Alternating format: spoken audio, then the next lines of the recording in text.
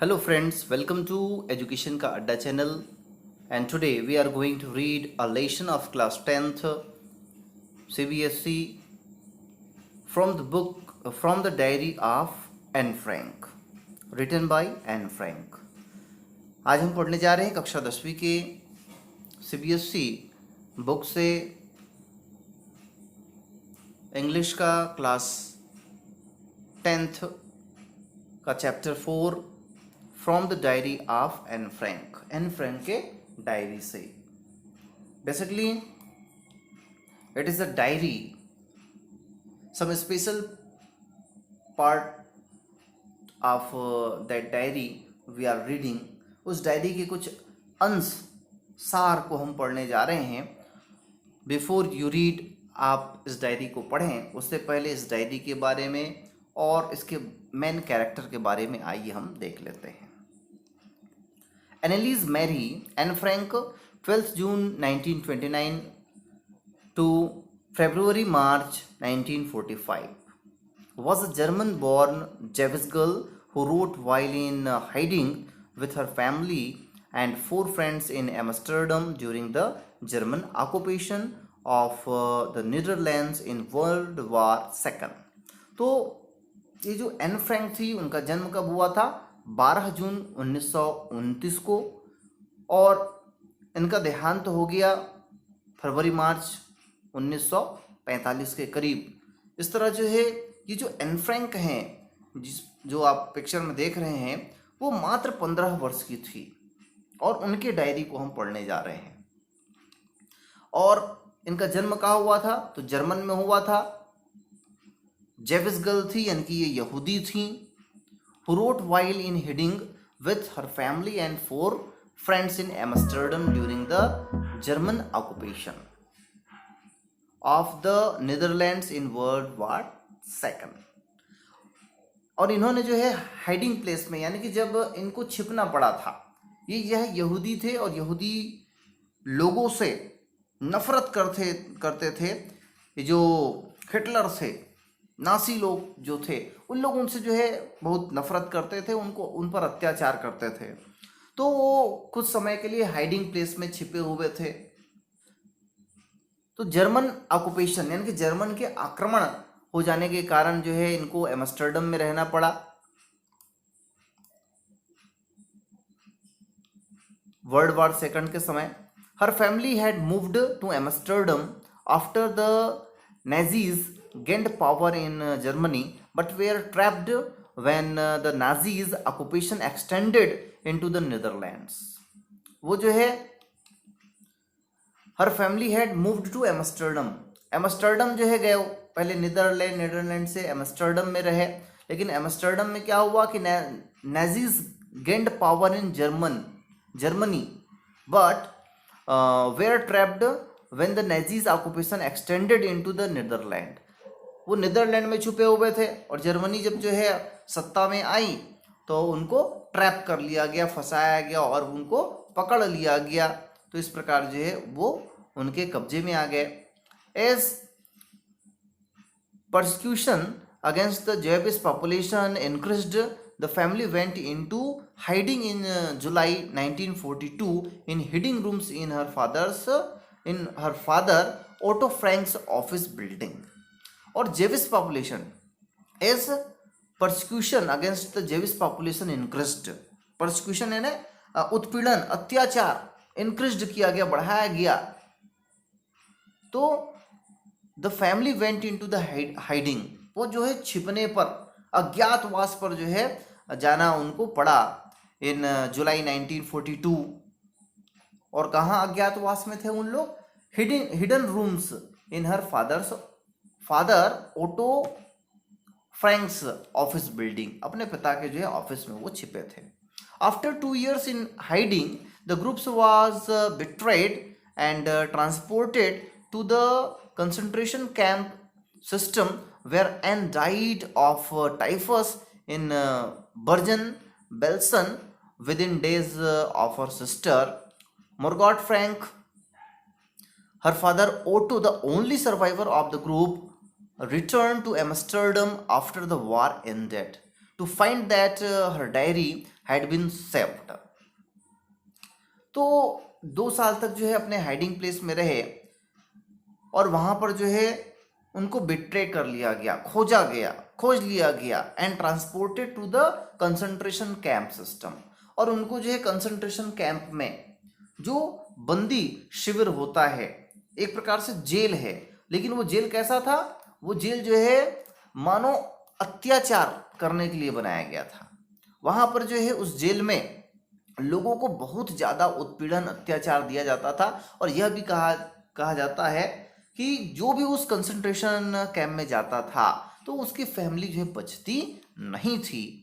तो इस concentration camp में क्या हुआ? एन डाइड, एन जो है वही मर गई बेचारी, of typhus in Bergen Belsen within days of her sister, यानी उसकी बहन के मरने के कुछ दिन बाद जो है वह भी मर जाती है। Margot Frank, her father, Otto the only survival of the group, और उनके फैमिली में केवल उसके पिताजी ही सरवाइव कर पाए, यानी बच पाए। और return to Amsterdam after the war ended, और एम्स्टर्डम वो वापस गए जब युद्ध समाप्त हुआ। तो उन्होंने क्या किया? To find that her diary had been saved, उन्होंने पाया कि उसकी जो डायरी थी वो सुरक्षित थी। Convinced that it was a unique record, he took action to have it published in English under the name The Diary of a Young Girl। उन्होंने पाया कि ये जो बुक है, ये जो डायरी है, वो डायरी कैसी है? यूनिक रिकॉर्ड है, एक अनोखा रिकॉर्ड है। और उनको लगा कि इसको क्या करना चाहिए? पब्लिश करना चाहिए, इसको छपवाना चाहिए, बुक बनाना चाहिए। और उन्होंने जो है इंग्लिश में इसको छपवाया। किस नाम से छपवाया? The diary of a young girl के नाम से छपवाया। The diary was given to Anne Frank for her 13th birthday and chronicles the events of her life from 12th June 1942 until its final entry of 1st August 1944। और ये जो diary थी उसको जो है एन फ्रैंक को दिया गया था उनके 13वें बर्थडे पर, जन्म दिवस पर।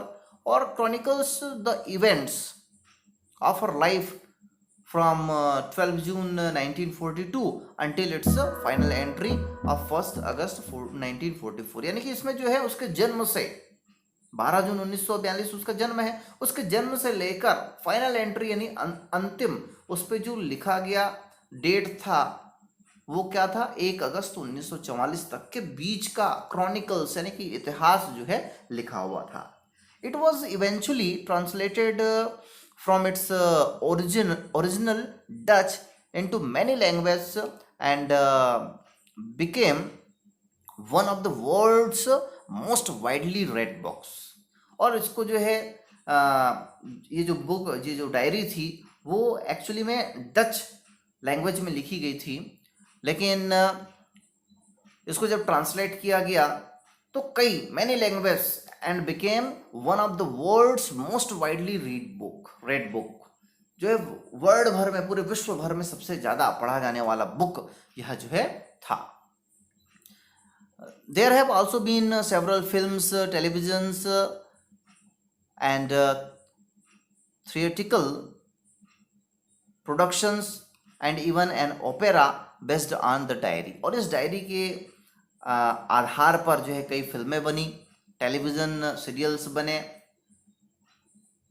थिएट्रिकल प्रोडक्शन जो है बने और ओपेरा, इस प्रकार की चीज़ें जो है इस पर बनी, यानी कि बहुत ही फेमस हुई यह पुस्तक जो है।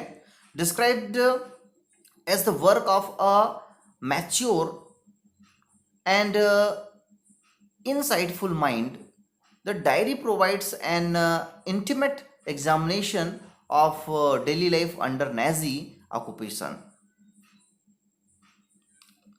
Described as the work of a mature and insightful mind, the diary provides an intimate examination of daily life under Nazi occupation।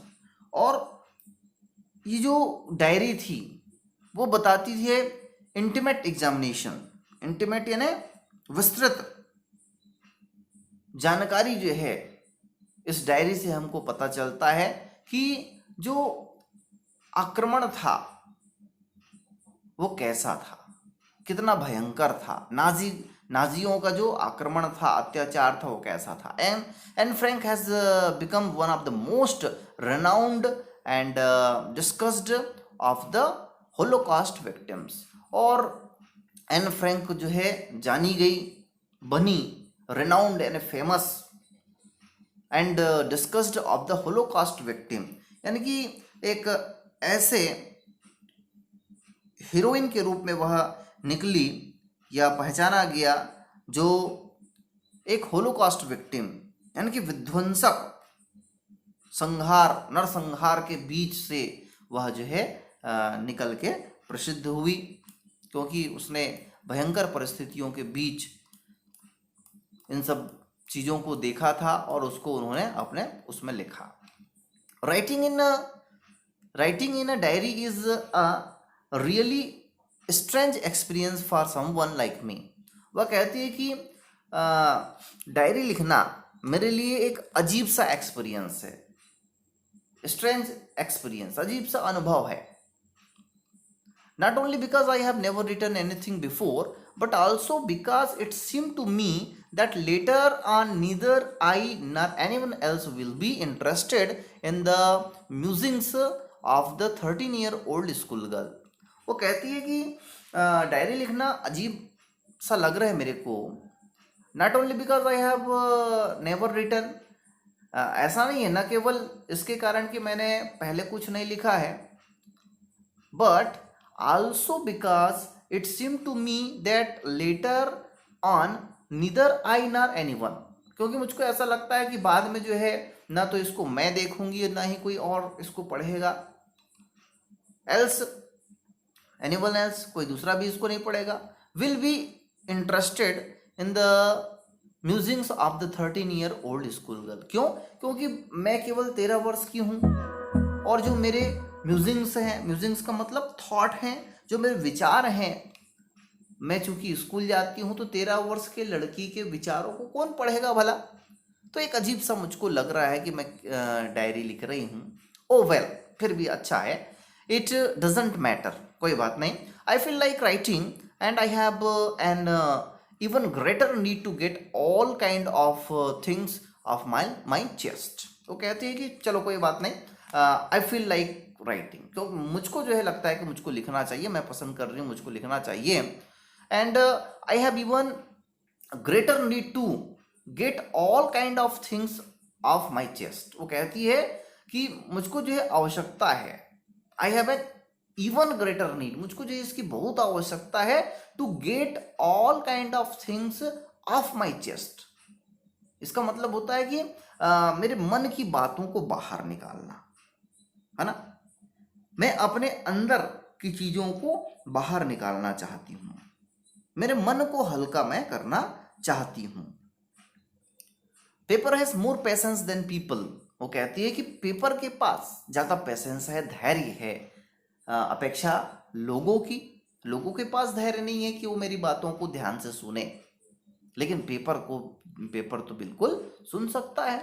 I thought of this saying on one of those days when I was feeling a little depressed and was sitting at home with my chin in my hands, bored and listless, wondering whether to stay in or go out.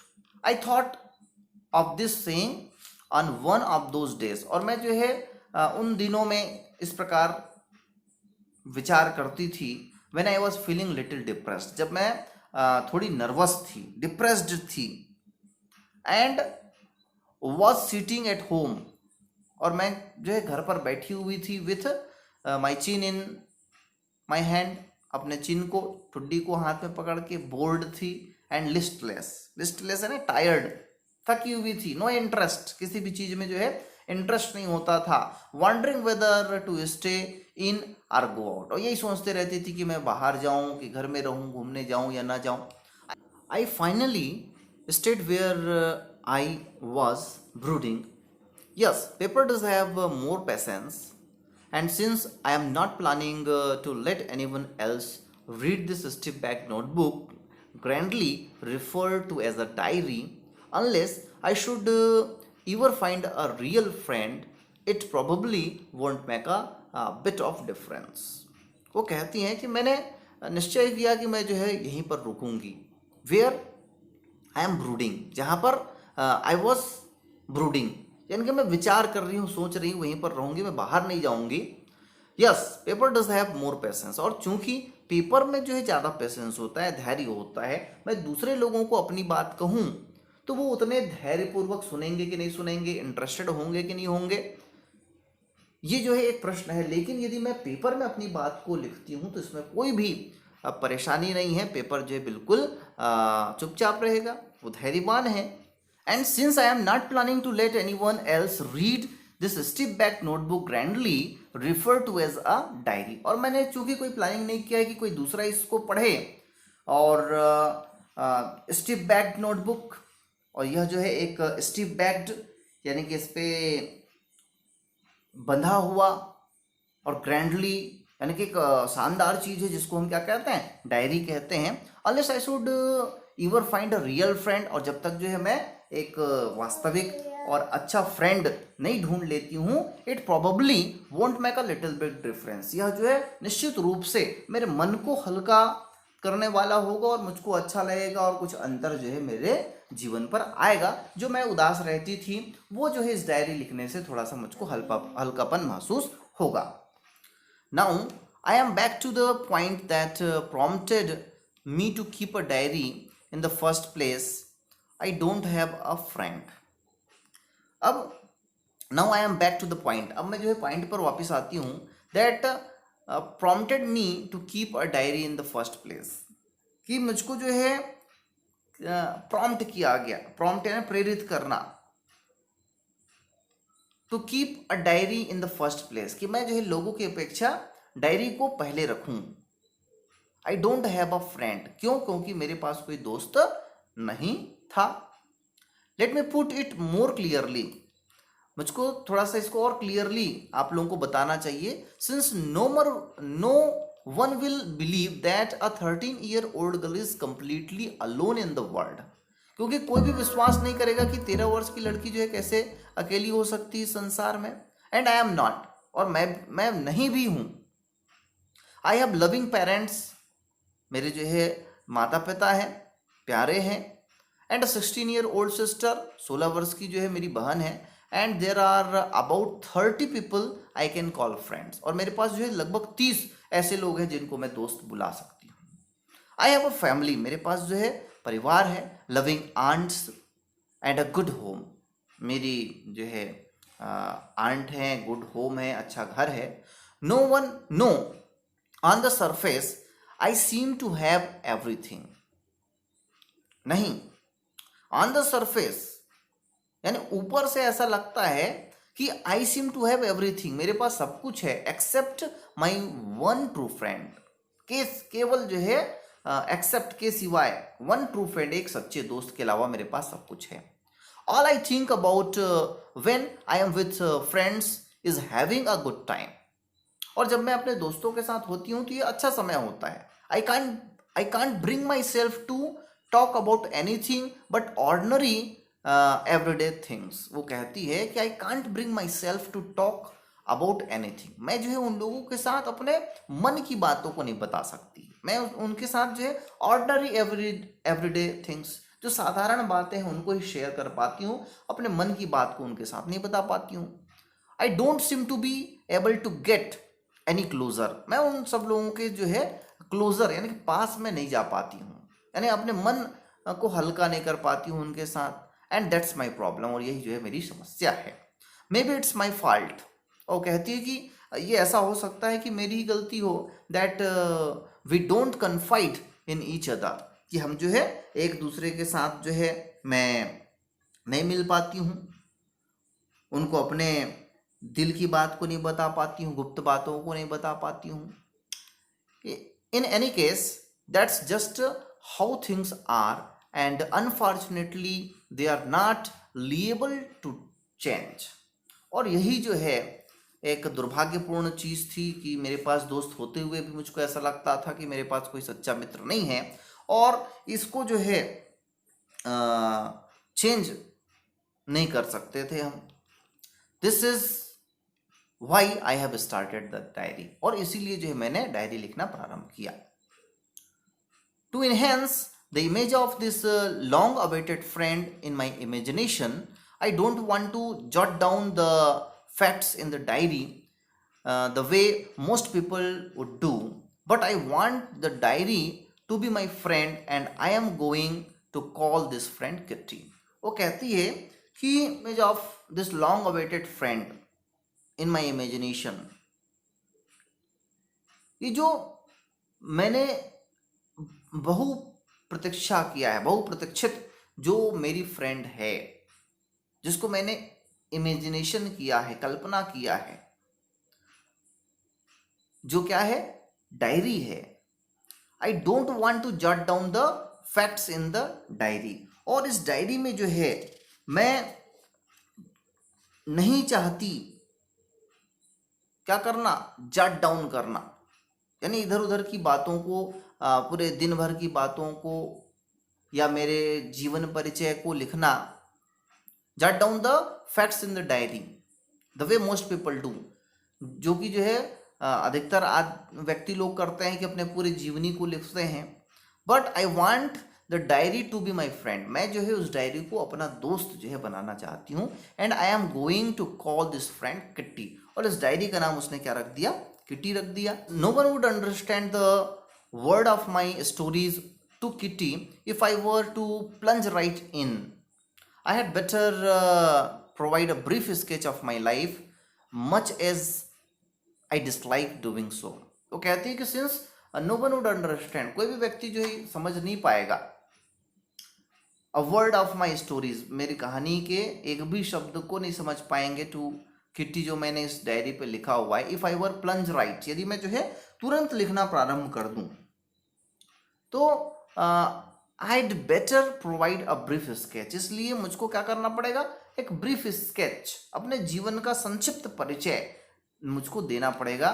Much as I dislike doing so, जिसको मैं जो है नापसंद करती हूँ, मुझको पसंद नहीं है अपने जीवनी के बारे में लिखना, लेकिन लोग समझेंगे नहीं, इसलिए मुझको इस पर अपने जीवनी के बारे में लिखना पड़ रहा है।